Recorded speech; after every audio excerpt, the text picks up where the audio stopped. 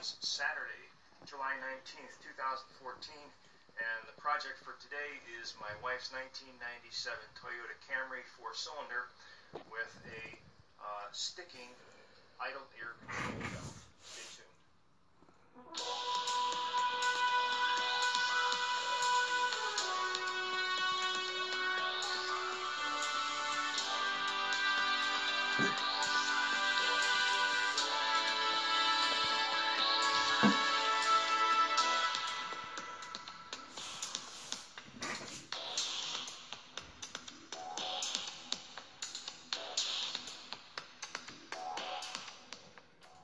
So the problem is that the check engine light keeps coming on because when the air conditioner is turned on, the car will surge at idle.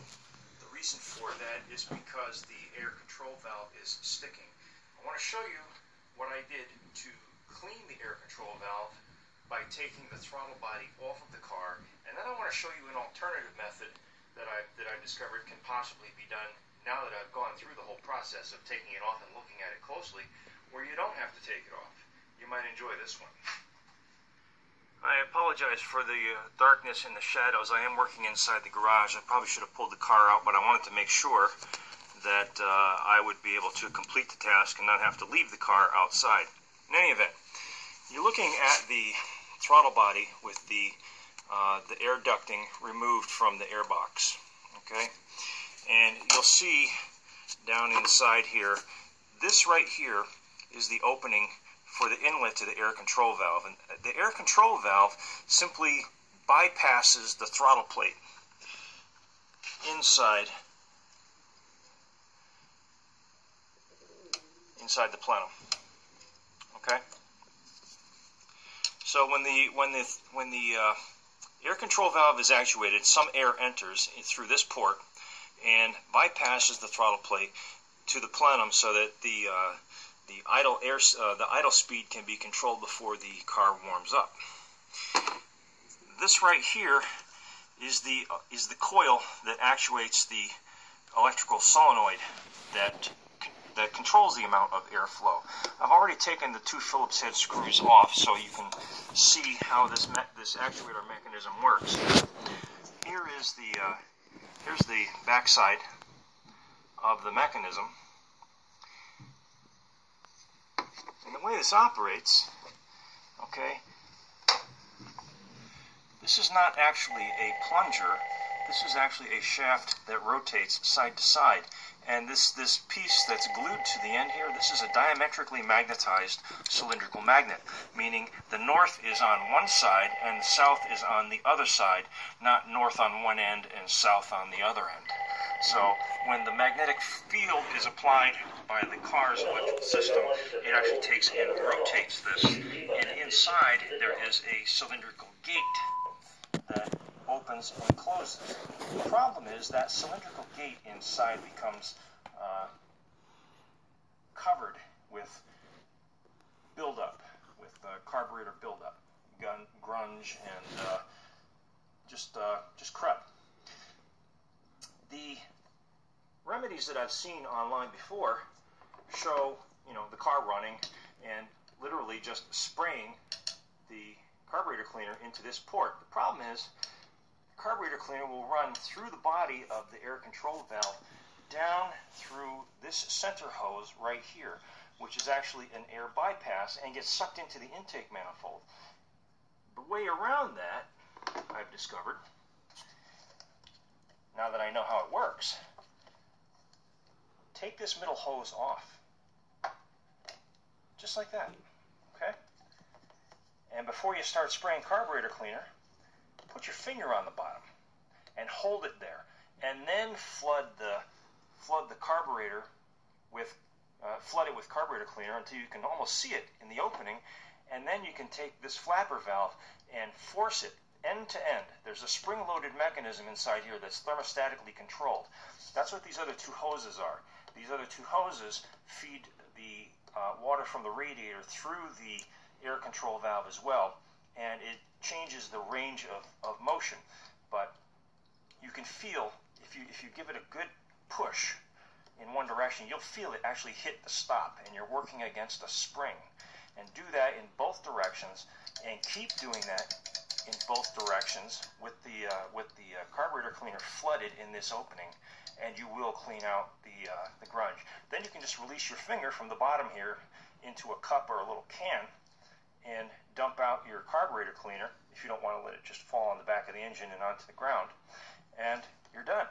Put everything back together, and everything's clean. I'm going to take this throttle body off the car one more time so that you get a good close look at the actual gate valve inside so that you can see what I'm talking about. Again, I apologize for the very poor lighting here. But I am inside the garage, and there isn't a lot of windows in this garage.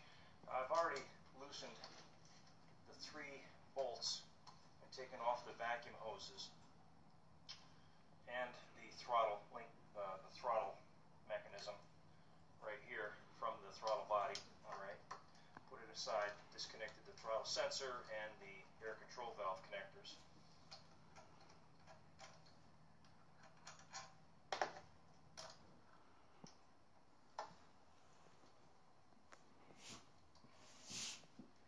And before I take this off, I also have to disassemble the 2 water hoses.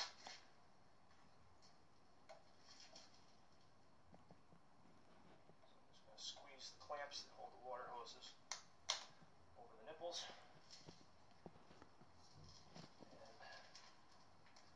And take it down off. The first time I did this, I had to use a pair of slip joint pliers. And when you remove vacuum hoses, a little tip here for you is to grip the hose with slip joint pliers. And instead of pulling, try to spin it around the nipple to break it free before you try sliding it off. That'll save you a lot of grief trying to get these things off.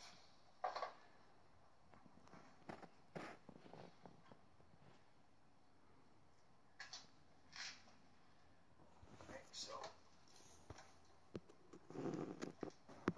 both of the hoses are off.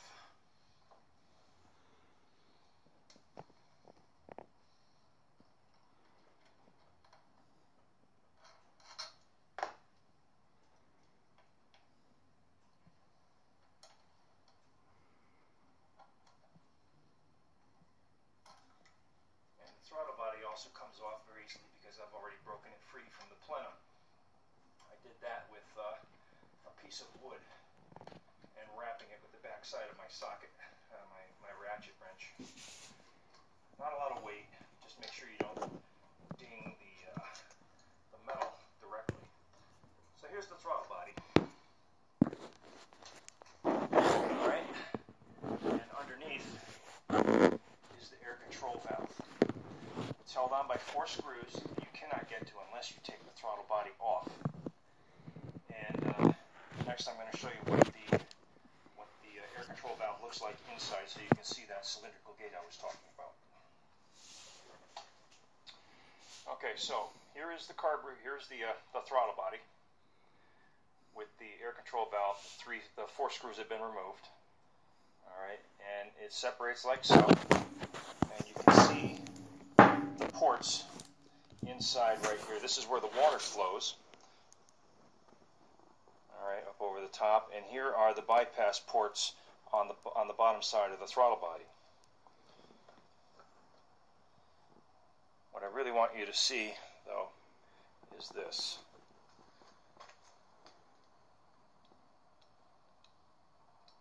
All right, there's the gate. You can see I'm spinning it closed and open. Now on this end here, there's a plate that spins. You can see it's calibrated. Don't change the calibration, that's set at the factory. But what happens is that cylindrical gate that's moving back and forth, before I started, that was completely black. Alright, and you see it is spring-loaded. I have to give it a good twist on the magnet to get it to reach its end of motion. But you can see how it's moving inside there, and it needs to move freely. That's the key. If this thing sticks, this will cause the car to have very poor starting in the winter time, and it will also give you a lot of surging when it's at idle and at low speed acceleration. So there you have it. Now, what I learned was that to clean it, you need to spray your carburetor cleaner on the top. As soon as you do that, it drains out this tube here that would normally be an air bleed, an air inlet bleed from the crankcase. All right, and this is probably why it even gets gunked up. As the engine ages, the amount of blow-by gases that get by increase, and then this tends to get grungy a lot sooner. The way you fix that, instead of taking this all apart, again, take your finger, put it on the bottom of the pipe. Now, I did this outside, but now I know you can do it on the car. Flood the top with carburetor cleaner until it is literally flooded, and then just keep working it back and forth like this until it's all cleaned off. All right, and it takes a little while to do that. You know, be ready to spend 10-15 minutes doing this just to make sure that it all dissolves and gets all cleaned off. It's, like I said, it's got to move very freely, and you can see this now moves very freely. Alright, so I'm going to put this thing back on the car now, and by the way, while you're at it, when you have it off the car, clean the throttle body and the plate. You got it off, you may as well do it. That's if you're going to take it off.